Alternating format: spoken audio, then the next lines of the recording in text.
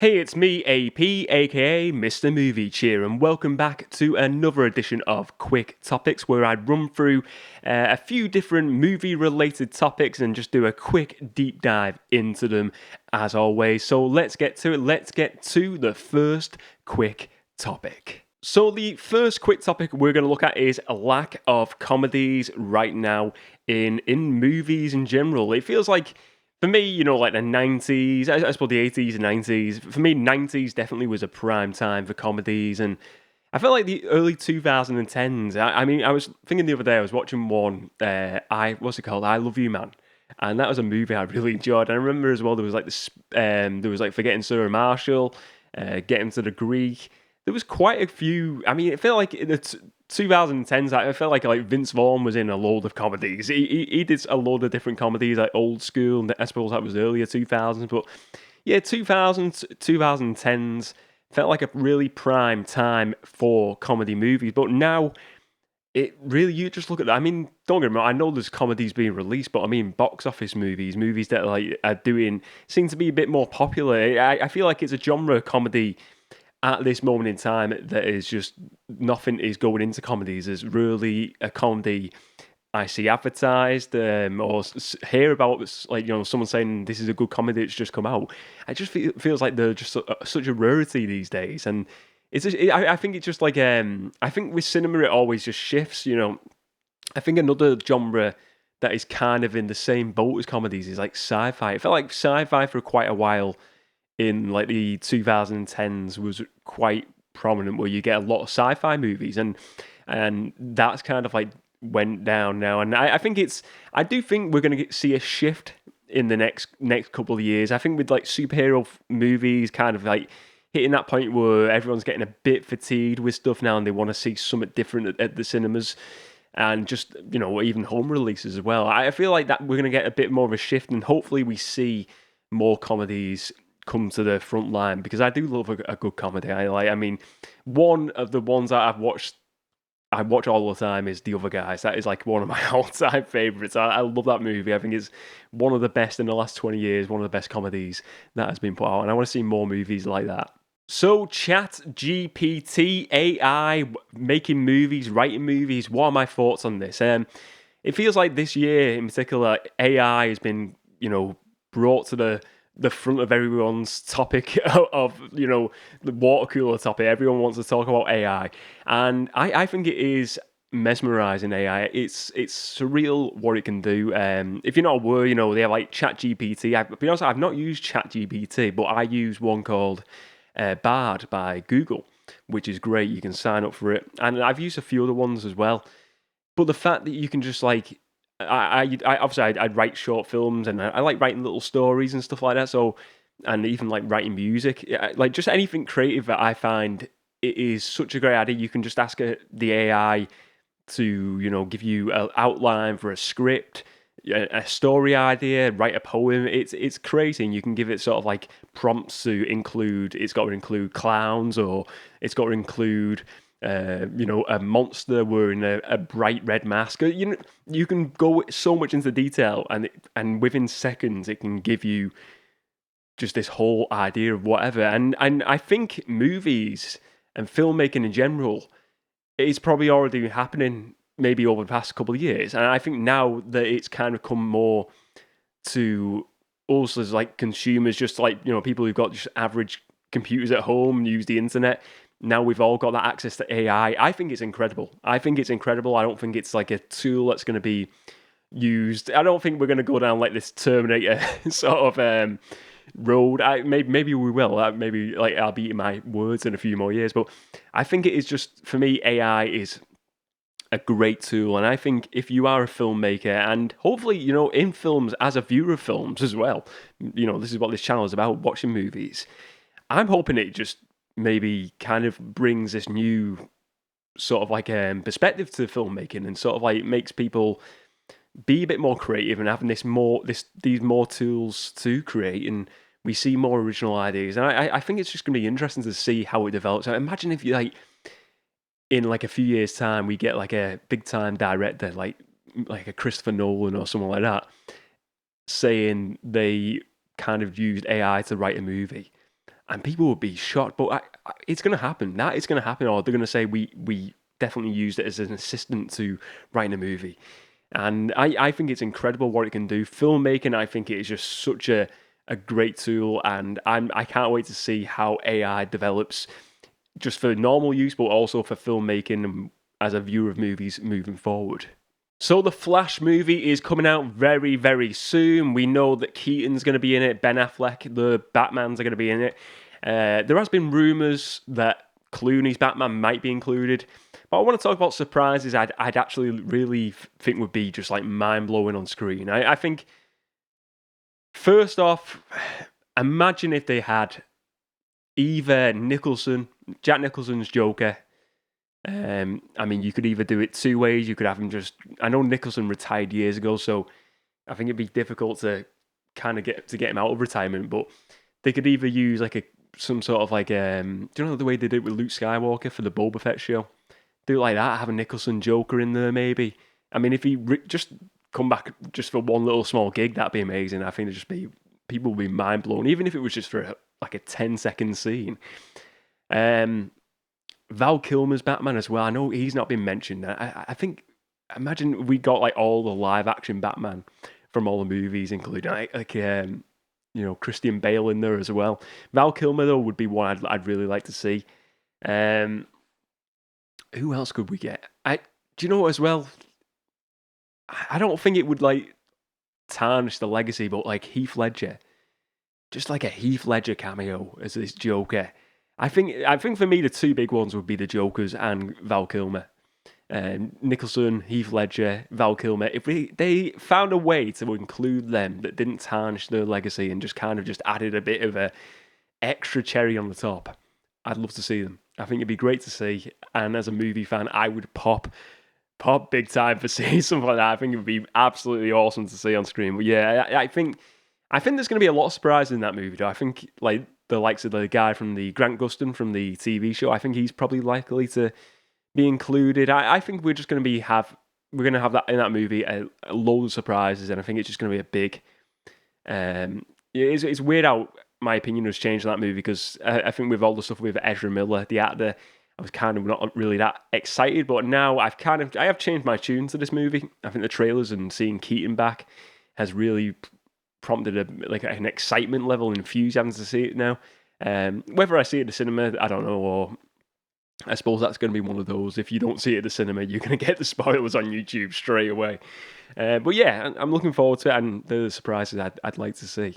Super Mario Bros. 2. The first movie has come out now. I've seen it. I thought it was an incredible family animated movie. Really great that they made a good movie on a property that is, it deserves a good movie, the Nintendo Mario brand. And, looking now, it's no doubt they're going to do a sequel to this. It's made over £1 billion. Really successful movie. They've not announced a sequel yet, but that's going to come, you've got to imagine, within the next 4 years, there's going to be a sequel easy. In the sequel, I know there's been mention of like Wario appearing and Pedro Pascal doing the voice potentially for that. I think I'd be down for that. I think what you've got to do as well, you've got to have like Bowser returning. He breaks free. He comes back for revenge maybe.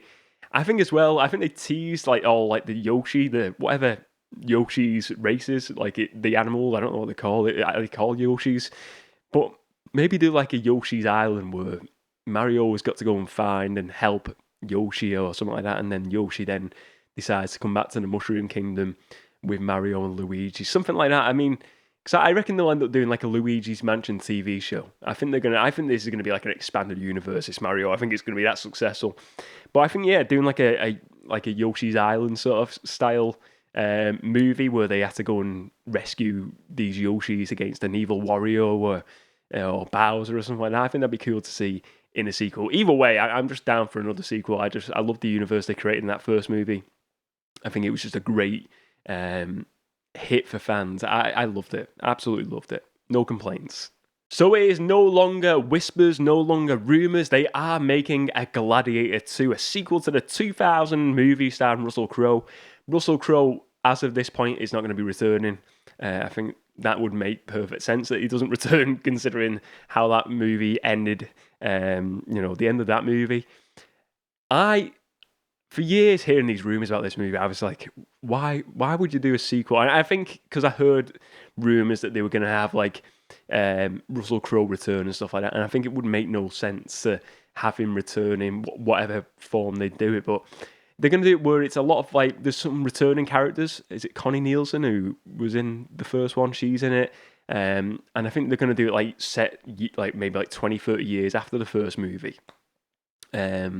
The guy who was in Shazam as well, I think he's meant to be returning as well. Is it Omar Dijarin? I always forget his name. Who was like a fellow gladiator in that movie.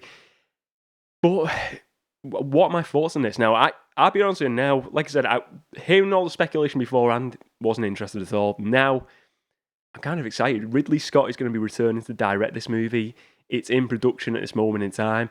You've got the guy who was in Stranger Things playing the lead role, the guy who was like the rocker guy. He's in it, so I think he's playing Connie Nielsen's son, so like the Emperor's son who was in the first movie, but obviously played by a different actor, played by the Stranger Things guy now. Denzel Washington's in it as well. What a casting. I mean, if Denzel Washington's in it, I'm like, this could be an amazing movie. So yeah, I'm looking forward to seeing what they do with it, what direction they go. I think that first movie is going to be pretty hard to top for a lot of fans. And I think there's going to be a lot of fans kind of like very, apprehensive and maybe not so bothered about this movie. I think because you look at these sort of like these Independence Days, who've done it in the past, where you've had successful movie Independence Day, and then they do a movie 20 years later, have a few cast members returning, and it's a flop. And they just kind of repeat what was good in the first movie. They need to do something different, but I feel like this has obviously been a project talked about for years. It could still go either way. It could be one where it is just like a huge flop, even though it has got a really good cast, or we could genuinely see a really, high level sequel that it really, it could even level up on the first movie. I think that's going to be a hard task because that first movie is a masterpiece. I love Gladiator. I think Russell Crowe in that movie is great. The whole story is fantastic. Great score from Hans Zimmer. It's just got everything. Cinematography is amazing. But yeah, I'm interested to see what it's going to do because I think, like I said, initially I was a bit skeptical about it, but now hearing the castings, I'm thinking maybe this could be actually a decent movie. And it's got obviously Ridley Scott returning, so it's not kind of like they're just getting a different director in the chair and just using the Gladiator name. There's obviously a passion to make this movie, and I think when there's passion behind any project, there's hope for fans to be excited. So I'm looking forward to seeing Gladiator 2. Should Marvel have a reset? I probably mentioned this topic in podcast episodes before, but I feel like let's do it as a quick topic. Should there be a reset, or sort of like a soft reset than them doing standalone movies? I feel like they're getting to that point where we're going to see something of a soft reset or a soft reboot in a way.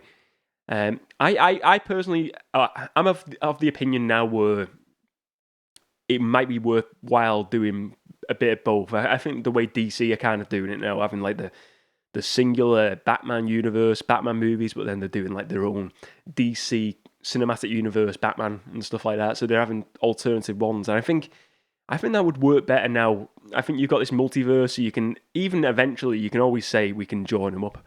But for a moment, I'd love to see. I mean, one movie I'd like to see now rebooted or just redone is Iron Man. I think Iron Man is a character that is obviously we've not seen for years now. We've not seen solo movies for a long time. I'd love to see a fresh person in that role as Tony Stark in a fresh universe and give us like that.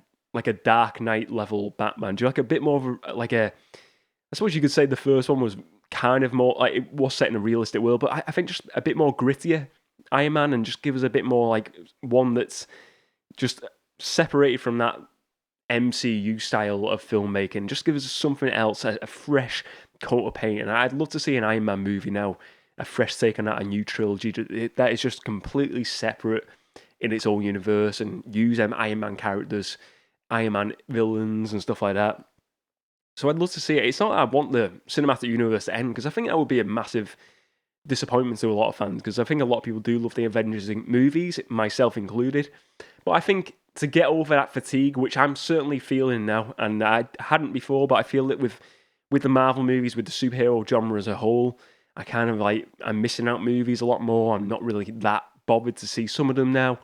And I feel like they need to mix it up a bit, and they need to do something like a soft reboot, or having some standalone movies where they say, these are separate from the main cinematic universe. And I think it would work better.